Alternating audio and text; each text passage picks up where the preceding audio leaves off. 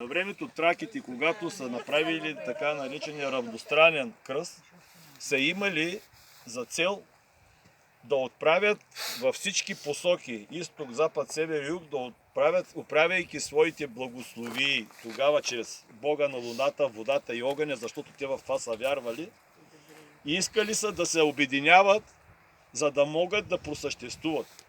Така те са си комуникирали и чрез огъня, и чрез водата, когато са нападали тяхните царства и са нападали тяхните територии.